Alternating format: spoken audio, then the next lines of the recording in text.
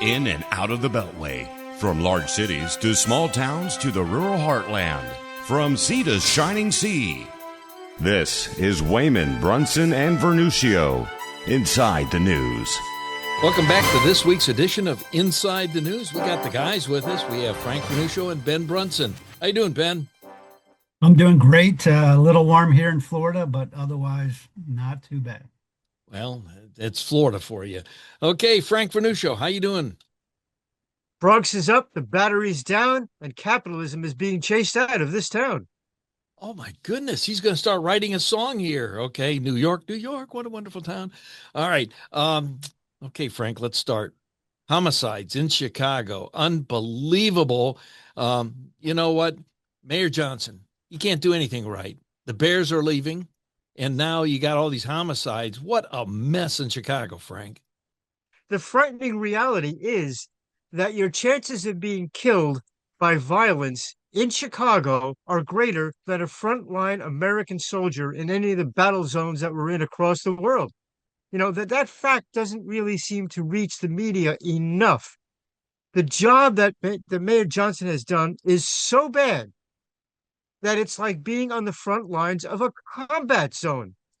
And yet, the soft on crime, and I'm going to use a phrase that I'm sure will raise a lot of hackles, but in places like Chicago and in Alvin Bragg's Manhattan in New York, they are not just soft on crime, they are actually pro-crime.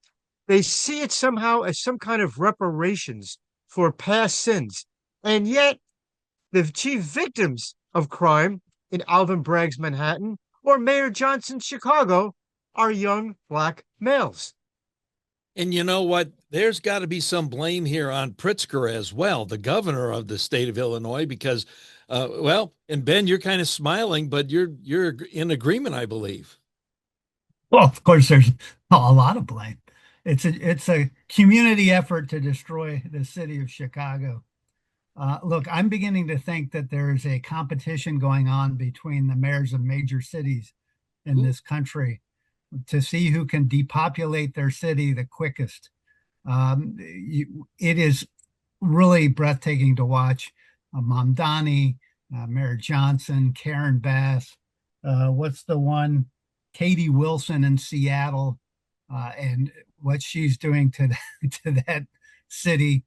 All of these cities are watching their tax base and their industrial base flee at an accelerating pace. Everybody's trying to move to free states like Texas and Florida and Tennessee as quickly as they possibly can. I don't see this trend slowing down. In fact, I think we'll look back in a few years to how relatively slow the movement was at this time. These policies are so destructive, and I think Frank summed it up well.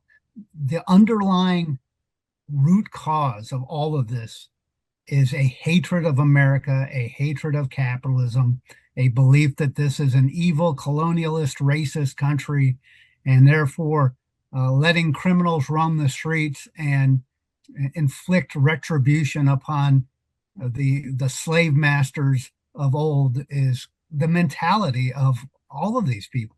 It's amazing to watch. What I can't understand is how people vote for a Mamdani to take over New York City, that great city, which should be the leading light of this country. It has been for the last 100 years. It certainly will not be over the next 100 years because of leaders like Mamdani. There's still time to change it. New York City went through a really horrible period during the 70s where it had horrible leadership in the early 80s, and it got turned around with some fantastic leaders who came in and took charge of the city and revitalized the capitalist base that drives New York City. But the damage that a guy like Mamdani is doing, when you start driving whole businesses and all the wealthy people out of a city, that's a long-term effect. You can look at Detroit. We've talked about it before. Detroit after World War II was probably the second engine of this country, probably only behind New York City in terms of economic development and leadership. And of course, Detroit now is just a hollowed out shell of what it used to be. And it's been a 50, 60-year downward trend. And I hate to say, but cities like Chicago and LA and New York and Seattle have voluntarily decided to get on that downward trend. And those trends can last for decades and decades. There are certain cities that have a special place in my heart. Out in Los Angeles, Santa Monica is one of them. But Chicago, I spent a couple of years there going to college in Chicago. I love Chicago. And you mentioned the term 100 years, Ben. I want to go back about 100 years. Chicago was a major hub. Okay, we're talking a rail hub. And rail merchandise went through there, Montgomery Wards, Sears and Roebuck. And all these rail, and Chicago was a huge city.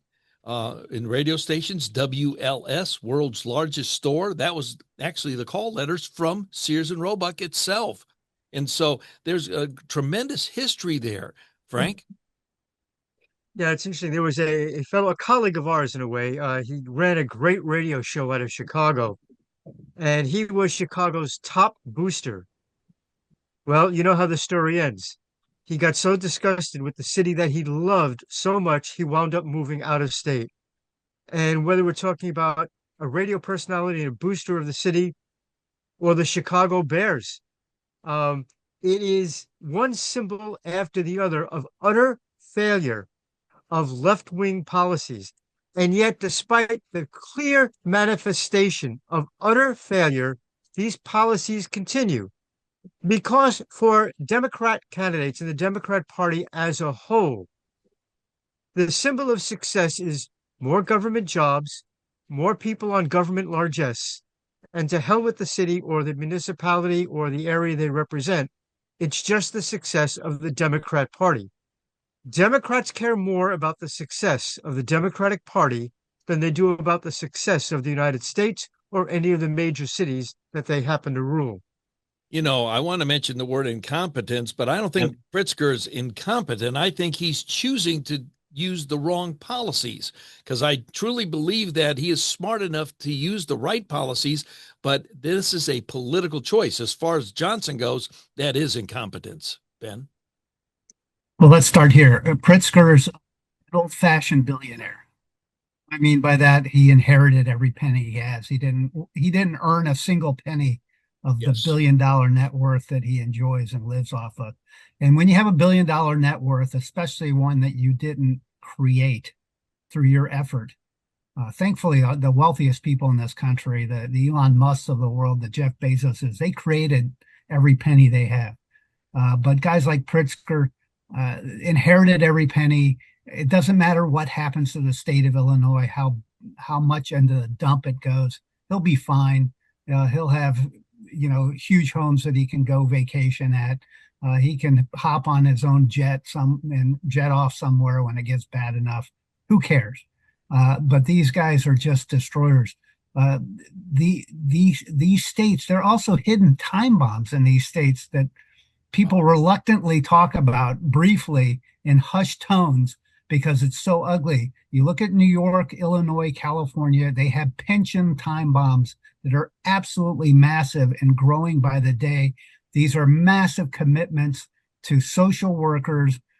You can say they're great people, police, firefighters, teachers, unions, government service employees. All of these states have promised these massive pensions that are just growing every day as people age. They allow a lot of these workers to retire a lot of times after only 20 years on the job and receive lifetime benefits that continue to grow and grow. So it is baked in the cake, the need to grow taxes and tax revenue in all these states. These are huge increases that are coming down the pike, even as their tax bases are fleeing in front of their eyes. The Bears leaving for Hammond, Indiana, I think is the front end of a wave. I think you'll see most of the professional franchises, sports franchises in Chicago, whether it's the Bulls or the the Blackhawks. Look for a huge sports complex to be developed right in Hammond, and all these teams are going to go there. The more difficult ones will be the baseball teams because they rely on that local crowd. The afternoon crowd going to see a Cubbies game, which I have done many, many times. Like you, Guy, Chicago's near and dear to me. I spent undergrad and grad school in Chicago, and I worked there as an adult for a number of years. I love the city, even when in the middle of the harsh winters. I love that city, but it is painful to watch what's happening because, as I said, these trends, they tend to accelerate on the downside, and I don't see anything changing among the voting base. The people who want to vote otherwise are leaving with their feet, and what is left behind is a base of people who are dependent on the largesse of this socialist ideology, and they're just going to keep. Karen Bass was going to be reelected in L.A. This is just the reality, and it is a downward spiral, and they're going to be left behind, and it will make these cities unrecognizable in 50 to 100 years. Frank, as Ben was talking there and living in Chicago, I remember, I was right downtown Chicago is where the college was, and you could hop on the elevator and you'd be able to go out to the ballpark in the afternoon. So you'd have classes in the morning, you get off the L, grab a hot dog or something and watch a ball. I mean, and for those, and with 160 games, and so they have 80 home games, that would be a tough one to kind of change around there. But Frank, and then let's talk about the pensions as well. There are businesses that those workers work hard, and they are planning on that pension to retire on, and then all of a sudden that business is gone and there's no more pensions. They are totally screwed up for the rest of their lives on their retirement. Yeah, and let's talk about the government pensions. A lot of politicians in places like Chicago, New York, and LA promise their constituents who are government workers big pension deals and early retirement. But let's look at what's happened on this other end of it. In Detroit, because of bad fiscal policies, they were not able to fund those pension promises, and the pensions were slashed for the workers in Detroit. The same thing is about to happen in New York City. The mayor, Mandami, is now talking about using the pension fund to fund current expenses, which means that when government workers retire, those pension funds are gone.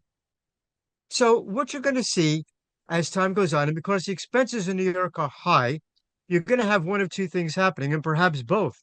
One, the people who are expecting those government pensions are going to be shortchanged and not be able to afford their daily expenses. And even those who are receiving a decent pension are looking at the rise of prices and taxes in New York City, and they're going to move out. So those pension dollars are not going to be spent to keep the city financially alive.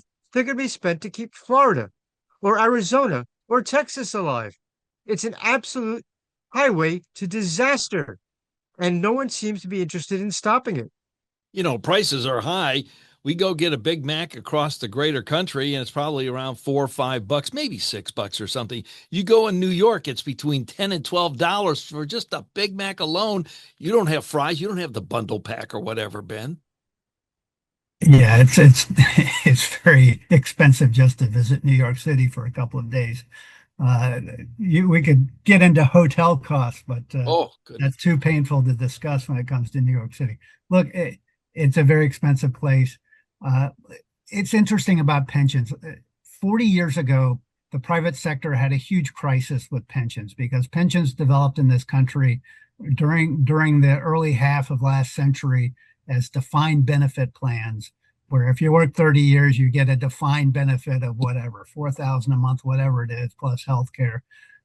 All of those plans have gone by the wayside. Everything in the private sector now is a defined contribution plan. They're all 401k type plans where you put money away, the company matches you up to 10% or so of your investment every year. It's the best deal going. And there's trillions of dollars now in the private sector that is dependent on the market performance. There's no guarantees. Taxpayers aren't on the hook as they were in the 80s when a lot of big companies went under. On the public sector side, though, these are all defined benefit plans. These are you can't get rid of them. They're massive huge liabilities that are growing every day in these states. And the tax, if you run the numbers in California and you look at what they have committed to 10, 20, 30 years from now, and you run the numbers, the taxes are only going to go up in California, and they're already you already pay a majority of your income to state and federal government and local governments if you live in California.